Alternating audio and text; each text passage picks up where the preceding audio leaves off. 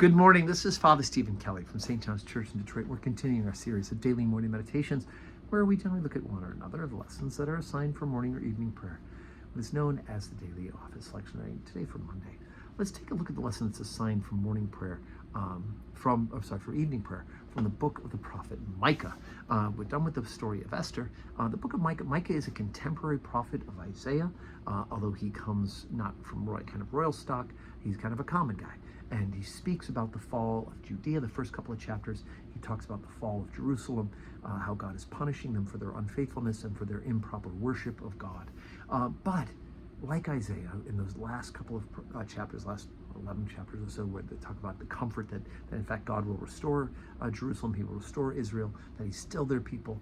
Micah also comes to a similar conclusion at the end of his particular prophetic book that we have in chapter 4. He begins to talk about the restoration of Jerusalem because of God's faithfulness.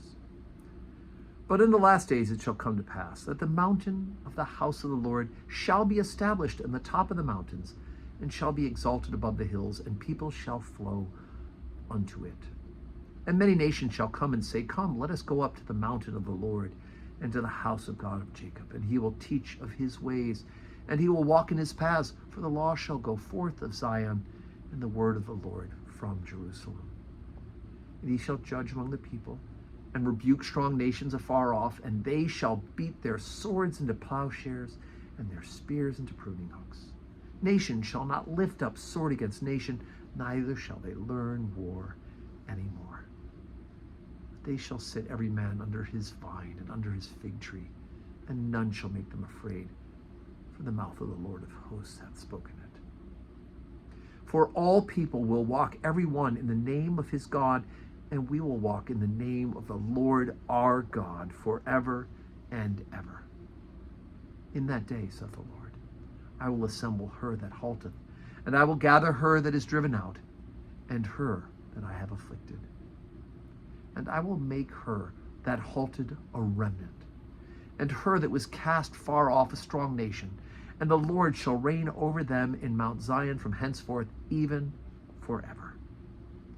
And thou, O tower of the flock, the stronghold of the daughter of Zion, unto thee shall it come, even the first dominion. The kingdom shall come to the daughter of Jerusalem. So, of course, it is good news that God will restore. But this whole idea of them not being at war anymore, this whole idea of them no longer being worried about the sword, them being able to sit under the vines and the fig tree, and none shall make them afraid, that is also a much further future prophecy, the coming of the Messiah and the end of time. Because the times of peace for the people of Jerusalem will be relatively short, and they will find themselves, once restored, taken over by others as well. But there it is. So today's Monday. We do have Holy Communion today at 12:15. That's in the church. And then back here in the office building at 4 o'clock, we will have evening prayer. That won't be live streamed, but we will be, we'll live stream both Holy Communion and 4 o'clock evening prayer today. But it'd be better if you come and join us in person. If not, worship with us on the live stream. And may God grant us a Monday that's full of blessings.